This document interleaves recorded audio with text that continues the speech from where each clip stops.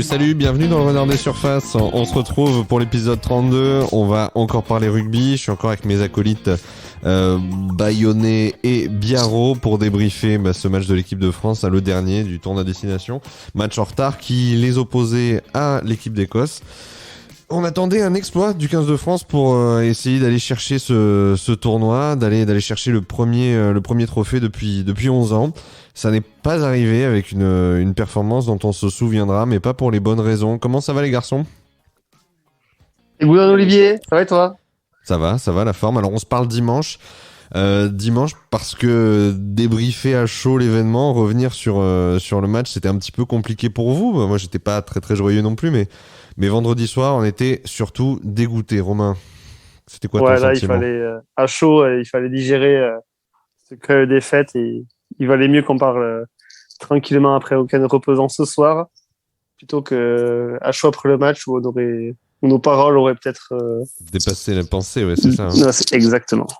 Ouais, une défaite 23-27, une défaite sur le fil parce que les Bleus bien sûr pouvaient gagner ce match, même s'il a été âprement disputé par les Écossais qui ont fait bien plus que résister. Hein. Ils se sont battus, ils ont même presque dominé parfois cette équipe. Domination qui s'est concrétisée dans les ultimes instants de la deuxième mi-temps parce qu'ils sont allés inscrire un essai dans le temps additionnel. Ils nous ont fait un petit peu un France-Galles. Voilà, quelque part. Exactement. T'as tout résumé là. Non, mais c'est que moi j'y croyais vraiment en début de semaine cette victoire depuis de 20 points et puis quand avant le match j'ai vu le temps qu'il faisait à Saint-Denis, petit crachin, etc. Je me suis dit que c'était un temps idéal pour les Écossais. Ça va être déjà compliqué de gagner et encore plus avec 20 points d'écart. Donc voilà, après les Écossais, comme tu as dit, n'ont pas du tout volé leur victoire. Ils ont été très accrocheurs. Très valeureux. Hein. Les pénalités, ils allaient souvent en touche pour essayer de marquer derrière. Donc voilà, rien à dire sur ça. Jean, ton sentiment premier quand le coup de sifflet final est donné par l'arbitre ? Le sentiment premier, c'est les boules pour la victoire en fait. Parce que on était quand même très proche de gagner. On avait eu même Dulin qui pouvait dégager en touche et nous assurer la victoire. Et finalement, on a été peut-être un peu trop ambitieux. On les a peut-être pas assez respectés. Et finalement, il fallait peut-être d'abord construire la victoire avant de vouloir absolument ce bonus offensif pour jouer la première place du tournoi destination. Donc j'aurais un petit peu déçu de ce côté-là. Peut-être aussi le manque d'expérience, la fougue aussi qui fait leur charme, mais on aurait aimé d'abord construire une victoire, jouer les pénalités, être sûr de gagner, et voilà, quand on gagne 23-20 et qu'on est dans nos 22 et dans le temps additionnel, on dégage en touche. Je suis obligé de tiquer un petit peu quand je t'entends parler de jouer la victoire du tournoi, parce qu'en vérité, voilà, on va pas tirer sur l'ambulance non plus, c'est une faillite collective à ce moment-là du match, un gros manque de lucidité de Brice Dulin, mais on peut pas jeter l'opprobre au héros de France-Galles. On peut pas lui reprocher on peut pas le pointer du doigt comme étant le seul responsable. Il aurait dû dégager ça. Il a fait une grosse erreur. Parce que de toute façon, il y avait rien d'autre à faire, Jean. Il y avait rien d'autre à faire que de sortir ce ballon. Mais si on avait gagné le dernier match, le tournoi destination, dans sa globalité, il aurait pas eu la même saveur. On aurait uniquement perdu un match contre les Anglais, c'était quand même pas la même donne. Là, on perd 2 matchs, dont encore contre l'Écosse à domicile. Le bilan de destination, il est pas si bon que ça, alors qu'on a vraiment l'impression d'avoir une très bonne équipe. C'est juste ça sur le bilan global, même si on reste deuxième, etc. C'est un peu ça qui est décevant, je trouve. Moi, Romain, je voudrais entendre ton avis justement sur ça, parce qu'on a beaucoup parlé avant, dans les précédentes mandatures du 15 de France, on a parlé de beaucoup de défaites encourageantes. Là, vendredi soir, c'était tout sauf une défaite encourageante. C'est ça. Bon, après, je rejoins un peu les propos de Jean. Là, c'est vrai que les dernières années, la France, elle se classait souvent 4e, 5e, etc. Là, ça fait quand même 2 années d'affilée qu'on est second. Et voilà, il manque toujours ce petit quelque chose mais pour que, je pense, cette équipe, elle passe un cap. Après, je pense, voilà, les sélectionnaires, ils ont tous en tête 2023. Mais peut-être que pour la confiance, ça serait bien d'essayer de remporter la destination avant. Mais après, c'est vrai que c'est rageant. C'est rageant de se dire que on n'est pas loin de finir premier, mais qu'il manque. Il y a toujours ce petit quelque chose qui fait qu'à la fin d'un tournoi, on est toujours déçu, alors qu'on devrait être content de finir second parce que ça fait depuis 10 ans qu'on finit 3e, 4e, voire 5e des fois. On a fait 6e sous Saint-André il n'y a pas si longtemps. Hein. C'est ça, 6e aussi il n'y a pas si longtemps. Voilà, là, ça fait 2 années qu'on fait second, mais 2 années qu'on dit putain, ça fait chier, quoi. On est obligé d'être exigeant. Donc, si tu veux, quelque part. On n'est pas loin. Hein. Moi, ce qui me fait. C'est vrai qu'on n'est pas loin, mais quand Galtier arrive et qui dit il faut gagner des titres vite, rapidement, tout de suite, ça fait 2 ans. Ça fait 2 ans qu'il est aux manettes. Alors, certes, les conditions sanitaires sont particulières. On finit le tournoi, pareil, avec un match en retard l'année dernière qu'on joue au mois de novembre. Et là, on finit avec un match en retard à une semaine près à cause de la bulle, de la prétendue bulle sanitaire brisée. Mais moi, surtout, ce qui m'embête, c'est qu'on est obligé d'être exigeant avec cette équipe de France. Tant on sait qu'elle est talentueuse, tant elle nous a montré dans les dernières confrontations, tant elle nous a donné envie, tout simplement. Et elle est pas à sa place là à la fin de ce match-là. Certes, comme tu l'as dit, une victoire aurait bien redoré son blason, aurait fait passer la pilule de la perte du tournoi un peu mieux. Mais là, c'est un petit pas en arrière, quoi. C'est un petit pas en arrière, c'est un aveu. Moi, je suis vraiment déçu. Je suis vraiment très déçu. Olivier, il faut qu'on te remonte le moral. Il y a quand même un côté encourageant, c'est qu'on a clairement une équipe qui se dessine. Et avec des titulaires indiscutables, ce qu'on n'avait pas du tout il y a 2-3 ans. Là, on connaît l'équipe, on sait en première ligne, t'as Marchand et Baye qui sont indiscutables et qui font le boulot. Il y a des révélations, tout à fait. Tu sais que là, le Roux, il a pas fait un très grand match, mais bon, normalement, il est très bon. T'as Olivon, on a un capitaine enfin indiscutable et qui a pas loupé un match dans la destination. T'as Aldrit qui est indiscutable. Et qui est la charnière. Un capitaine de Basque. Ouais. Non, là, on a quand même une équipe qui se dessine sérieusement. T'as Ficou qui est exceptionnel, qui peut jouer aussi bien au centre qu'à l'aile comme on l'a vu. Dulin qui revient. Qui a quand même fait un très bon tournoi à destination. Donc on a quand même une équipe qui se met en place et qui a un très grand potentiel. Et donc c'est pas que des points négatifs à retenir du tournoi. Hein. Non, bien sûr, bien au contraire, Jean, tu as raison. On a la base et maintenant il y a besoin de peaufiner, quoi. Ouais, moi j'ai envie de vous dire, les garçons, va pas falloir se louper au prochain. Hein. Le prochain tournoi va falloir le faire rentrer. Parce que là, j'ai vu le calendrier, on avait soi-disant des test matchs au mois de juillet à jouer contre l'Australie. L'Australie, c'est 15 jours de quarantaine, de quatorzaine sévère pour avant. Quand t'arrives. C'est ça, quand t'arrives. Donc le rythme, ça va être un petit peu compliqué quand t'es bloqué dans une chambre d'hôtel pour t'entraîner. À moins que les test matchs contre les équipes du Sud soient remplacés par des test matchs contre des équipes du Nord, type Irlande, Galles, enfin nos coupains du Six Nations. Mais il va falloir faire quelque chose, quoi. Il va falloir quand même gagner un tournoi avant la Coupe du Monde. Hein. C'est ça. Parce que même, quand tu dis ça, je pense aussi au tournoi, on va dire, amical qu'il y a eu en novembre. Et pareil, tu perds dans les arrêts de jeu, ça se fait rager, quoi. Deuxième aussi. Sur la décision arbitrage. Je te rejoins qu'il faudrait... ça ferait du bien, je pense, à tout le monde bien sûr. D'avoir un petit titre avant 2023. Alors globalement, les garçons, si on doit faire une toute petite rétrospective sur le tournoi, la grande surprise, ça reste ce Pays de Galles qui a réussi à déboulonner tous ses adversaires, à l'exception d'un 15 de France miraculé, héroïque, on va dire. Ouais, voilà, moi j'allais dire héroïque, c'est vrai, miraculé aussi parce que c'est vrai que ça tient un peu de choses en définitive, un peu comme le match de vendredi.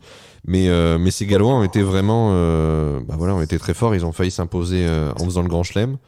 Et on a simplement retardé l'échéance. Après, ils m'ont pas fait trop rêver non plus. Enfin, moi, je nous ai trouvé supérieurs parce que voilà, contre l'Irlande, ils gagnent. L'Irlande est à 14, quasiment les 3/4 du match. Et les Irlandais, ils ont une pénalité à taper en touche, sauf que c'est vrai qu'ils ratent. Leur 10, ils tapent dans un but à la fin du match. Après, les Anglais. Attends, que je dise une bêtise.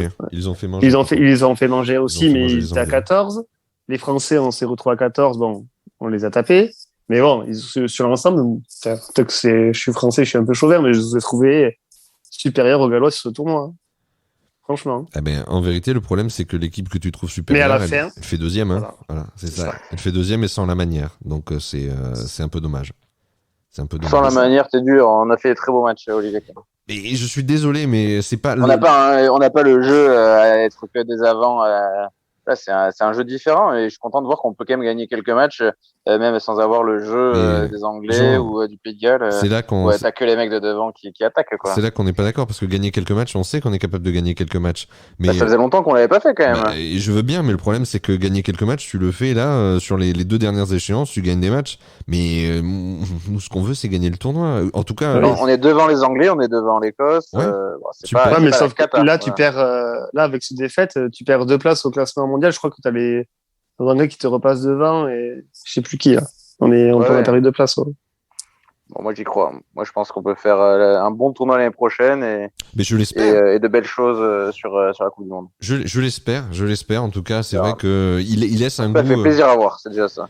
Je suis d'accord qu'on voit des belles choses, mais j'ai l'impression de parler comme Domenech, quoi. J'ai vu des belles choses, mais le problème, c'est que je reste quand même sur un peu d'amertume. Comme tu dis, il y a des belles choses qui se mettent en place. Il y a une équipe, il y a une structure, il y a même voilà un pool de 30 joueurs sur lequel on peut compter, parce que l'Autumn Nations Cup a permis aussi de révéler des individualités, et puis de voir que quand t'as des blessés, t'as quand même de quoi tenir derrière. Ensuite, la première ligne remplaçante, par exemple, tu vois, elle est pas aussi percutante peut-être que ce qu'on a, et c'est ce qui nous met aussi à défaut, parce qu'ils nous ont bien bougé sur les mêlées. Je suis d'accord avec toi. Écossais, hein. Devant, on peut faire mieux, ça c'est sûr. Mais en tout cas, il faut savoir que maintenant, pour gagner le tournoi, il faut mettre 80 points à l'Italie. Voilà, c'est tout. C'est vrai. Grosso C'est vrai modo. que contre l'Italie, on a été un peu. Ah, on aurait mais pu faire mieux.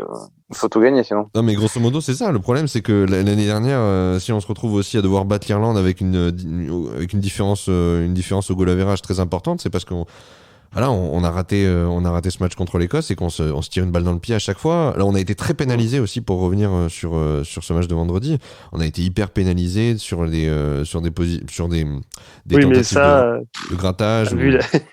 Vu l'arbitre Barnes, c'était sûr que. C'est ton copain, ça. Ouais, non mais bon, après on va pas revenir dessus, sinon on pourrait rester 1 heure, mais moi je te rejoins, on a été hyper pénalisé, et puis sur l'essai de Penaud, je suis désolé, mais il doit y avoir essai de pénalité et carton jaune pour l'Écossais derrière. On sait jamais ce qui peut arriver derrière, mais bon, ça change rien à la fin. Les Écossais méritent leur victoire, comme j'ai dit avant, mais oui, c'est vrai qu'on a aussi eu des décisions sur le match de vendredi qui laissent à discuter. Ouais. Ensuite, ils prennent un carton rouge quand même sur Finn Russell, son raffut dans la gorge de Brice Dulin. Mais derrière, ils nous ont fait quelque part. On a reproduit exactement le schéma opposé de l'inverse de France-Galles, c'est-à-dire que eux, ils ont pris le carton rouge, nous on a pris un jaune, on finit à 14-74 et ils nous pètent quand même. Voilà. C'est ça.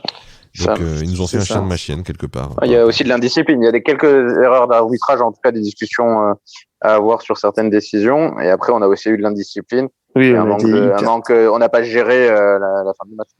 On a été trop pénalisé. J'ai eu peur, et peut-être qu'on va, je vais pas épiloguer non plus là-dessus sur l'indiscipline, mais j'ai eu peur parce qu'à un moment donné, il y a eu des frottements, il a failli y avoir une petite bagarre, et j'ai vu Awas au milieu, je me suis dit, il va nous refaire le coup la patate à Awas. Non, ça va, mais je crois qu'il était plus calme. Après, ils ont raison. Moi, je suis l'Écossais, je sais très bien que bien sûr. Tu sais qu'il y a lui, le roux qui peuvent dégoupiller, et tu joues là-dessus. Tu vas les chercher. C'est normal, ça. C'est ça. Bon, les garçons, j'espère que, en tout cas, parler des matchs de l'équipe de France vous aura plu. L'idée, c'est peut-être de se retrouver pour des rendez-vous rugby, peut-être top 14, ou peut-être, en tout cas, qui vous concerneront, parce que je sais que vos 2 clubs, en tout cas, l'Aviron qui est en top 14, mais aussi Biarritz a une actualité qui peut être importante, parce que voilà, ça serait dommage d'envisager, je crois, une délocalisation. Je sais pas si c'est toujours à l'ordre du jour, mais... Ah putain, c'est vrai qu'on fait vendre du papier. C'est vrai qu'en ce moment ça parle beaucoup de Biarritz, non pas pour les performances sur le terrain, mais pour justement les questions de l'avenir. Donc ça sera peut-être l'occasion d'en parler, d'en discuter. Toi qui es bien placé pour connaître le sujet, Romain, je pense que ça serait intéressant qu'on s'en dise quelques mots. Et puis il y aura peut-être une confrontation en barrage à la fin de l'année, je sais que vous l'espérez. Je sais pas, Bayern a gagné contre le Racing, donc là c'est plus les Palois qui sont en difficulté, affaire à suivre. Le Racing, comme ils étaient confinés, les Parisiens, ils sont venus en touriste sur la côte basse ce week-end. On avait quelques-uns en équipe de France aussi. Passer un week-end une équipe bien affaiblie, hein. Il manquait 5 joueurs, je crois, qui étaient tous ils étaient en France, quoi. Et puis ceux qui étaient sur le terrain, ils n'avaient pas envie de jouer, donc c'était cadeau pour Bayern, ça. On en reparlera, Olivier, avec plaisir. Exactement. En tout cas, merci à vous. Et puis voilà, c'est l'idée de se retrouver peut-être encore autour du rugby prochainement. Mais pas de problème. Je vous souhaite à tous les deux une excellente soirée. Merci d'avoir participé à cet épisode du Renard des Surfaces. Et puis, allez les Bleus, rendez-vous l'année prochaine. Adieu Olivier. Mileshker. Adieu, Mileshker.